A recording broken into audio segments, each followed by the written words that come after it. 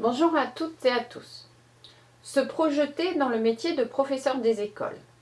Alors, le choix d'un métier, en général, consiste tout d'abord à accepter de se former. Donc, dans le cadre du métier de professeur des écoles, cela concerne la formation initiale et la formation continue. Mais également de s'insérer dans son milieu professionnel et de bâtir ce qu'on appelle une carrière professionnelle. D'où une construction réflexive de vos projets et de vos choix. Alors, par rapport au métier de professeur des écoles, cela recouvre les items suivants à partir des propositions générales qui ont été émises par Longo et ses collaborateurs. Tout d'abord, donner du sens à ce travail. C'est-à-dire qu'il y a une inscription dans une institution qu'est l'Éducation nationale avec ses valeurs et ses principes. Ce sont les travaux de Dubé en 2020. Il y a des textes officiels à respecter. Il s'agit également de se construire une personnalité professionnelle. Comment motiver ses élèves, comment gérer une classe et non pas sa classe, comment gérer une classe, son autorité, son empathie, etc. Le professeur des écoles a la responsabilité d'écoliers qui lui sont confiés, mais aussi de citoyens et de futurs citoyens. Donc cela va au-delà de l'école elle-même. Vous pouvez également ajuster les connaissances, les savoirs à transmettre. Donc vous pouvez développer ce point. C'est-à-dire qu'il ne faut pas rester sur sa formation initiale. Il faut continuer de se former, donc de plusieurs manières, grâce aux propositions de l'inspecteur de l'Éducation nationale, de la DSDEN, du rectorat, de l'Éducation nationale en général, mais aussi il s'agit de s'auto-former, c'est-à-dire d'aller vous-même vers la connaissance, de vous cultiver également. La culture générale était très importante dans ce métier de professeur des écoles. Ensuite, gérer les évolutions du métier. Alors, tout comme le métier d'instituteur des années 60-70 ne ressemble plus au métier de professeur des écoles d'aujourd'hui, eh bien, vous devez faire preuve d'adaptabilité aux changements qui peuvent être de nature diverse. Ça peut par exemple être les programmes qui évoluent, les méthodes pédagogiques, mais c'est aussi l'hétérogénéité des élèves, etc.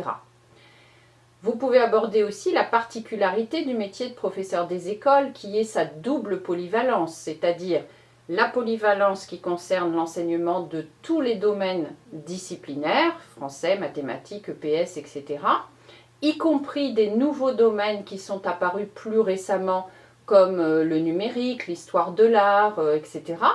Et puis la polyvalence des niveaux de classe qui vont de la toute petite section au CM2 et qui concernent également les classes multiniveaux.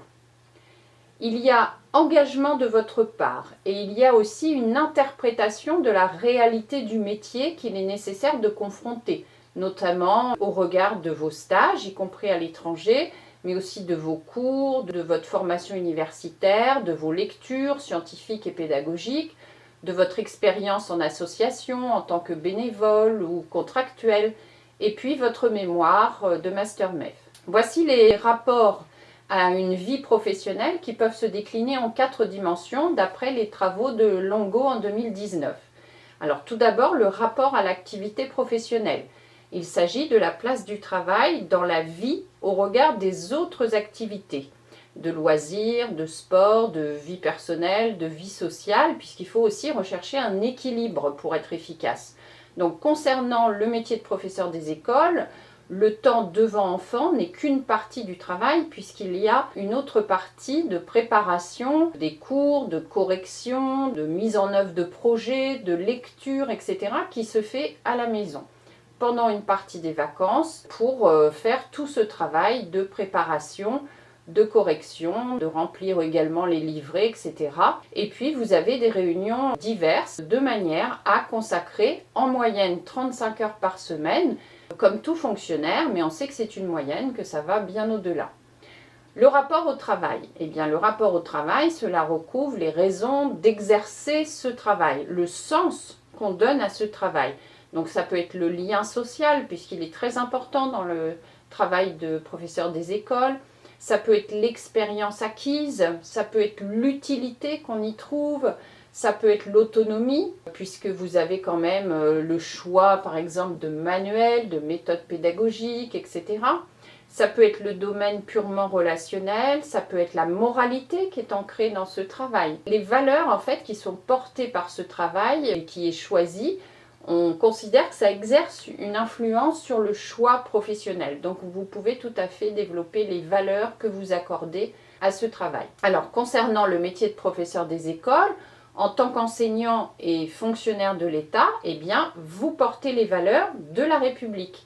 Donc liberté, égalité, fraternité, laïcité, lutte contre toutes les formes de discrimination, et vous devez les transmettre mais aussi les faire partager.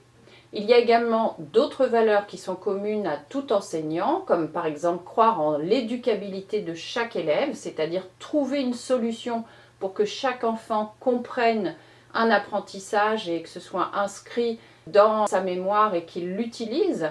Donc il y a aussi une inscription de votre action d'éducation dans des principes éthiques, coopérer avec les collègues, avec les parents, avec la hiérarchie, avec tous les membres en fait qui œuvrent auprès des élèves. C'est ce qu'on appelle la communauté éducative. C'est prendre des responsabilités et assurer la sécurité des enfants. Et vous pouvez également développer la maîtrise des apprentissages et des méthodes qui confèrent à ce métier une utilité dans la société et la possibilité pour vous d'apprendre en continu. Alors c'est donc un métier où la création est très présente, mais également l'autonomie.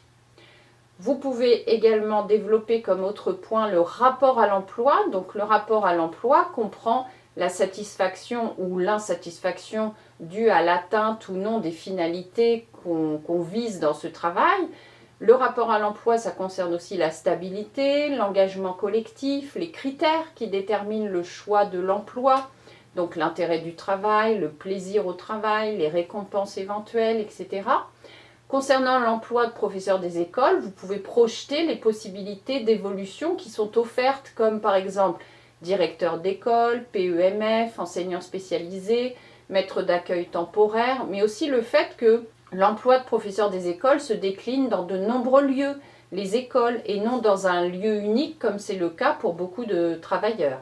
Le rapport au monde professionnel. Alors ça, c'est l'absence de projet d'orientation qui peut générer de l'angoisse. Donc le rapport au monde professionnel apprend par des expériences multiples à dépasser les obstacles.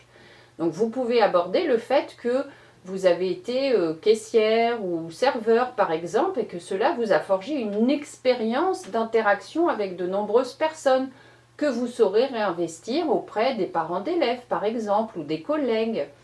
Prenez appui sur vos différentes expériences professionnelles depuis le début et créez un lien avec le métier de professeur des écoles.